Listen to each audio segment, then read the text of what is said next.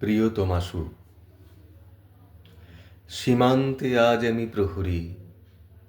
অনেক রক্তাক্ত পথ অতিক্রম করে আজ এখানে এসে থমকে দাঁড়িয়েছি স্বদেশের সীমানায়।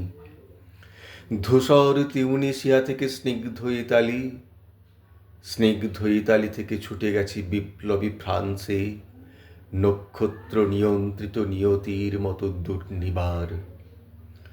অপরাহত রাইফেল হাতে ফ্রান্স থেকে প্রতিবেশী বার্মাতেও আজ দেহে আমার সৈনিকের কড়া পোশাক, হাতে এখনো দুর্জয় রাইফেল, রক্তে রক্তে তরঙ্গিত জয়ের আর শক্তির দুর্বহ দম্ভ। আজ এখন সীমান্তের প্রহরী আমি। আজ নীল আকাশ আমাকে পাঠিয়েছে নিমন্ত্রণ, স্বদেশের হাওয়া বয়ে এনেছে অনুরোধ, চোখের সামনে খুলে ধরেছে সবুজ চিঠি। কিছুতেই বুঝি না কি করে এড়াবো তাকে, কি করে এড়াবো সৈনিকের এই কড়া পোশাক। যুদ্ধ শেষ, মাঠে মাঠে প্রসারিত শান্তি, চোখে এসে লাগছে তারই শীতল হাওয়া। প্রতি মুহূর্তে শ্লথ হয়ে আসে হাতের রাইফেল, গা থেকে খসে পড়তে চাই এই কড়া পোশাক। রাত্রে চাঁদ ওঠে, আমার চোখে ঘুম নেই। তোমাকে ভেবেছি কতদিন, কত শত্রুর পদক্ষেপ শোনার প্রতীক্ষার অবসরে, কত গলা ফাটার মুহূর্তে, কতবার অবাধ্য হয়েছে মন, যুদ্ধ জয়ের ফাঁকে ফাঁকে কতবার হৃদয় জ্বলেছে অনুশোচনার অঙ্গারে। তোমার আর তোমাদের ভাবনায় তোমাকে ফেলে এসেছি দারিদ্র্যের মধ্যে, ছুড়ে দিয়েছি দুর্ভিক্ষের আগুনে, ঝড়ে আর বন্যায়, মারিয়ার মড়কের দুঃসহ আঘাতে বারবার বিপন্ন হয়েছে তোমাদের অস্তিত্ব।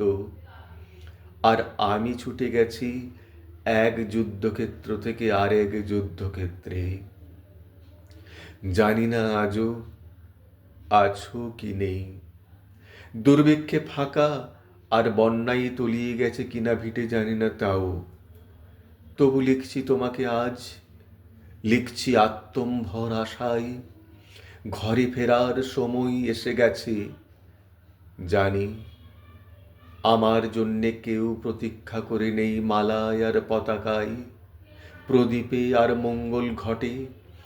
জানি সম্বর্ধনা রটবে না লোক মুখে, মিলিত খুশিতে মিলবে না বীরত্বের পুরস্কার, তবু একটি হৃদয় নেচে উঠবে আমার আবির্ভাবে, সে তোমার হৃদয়।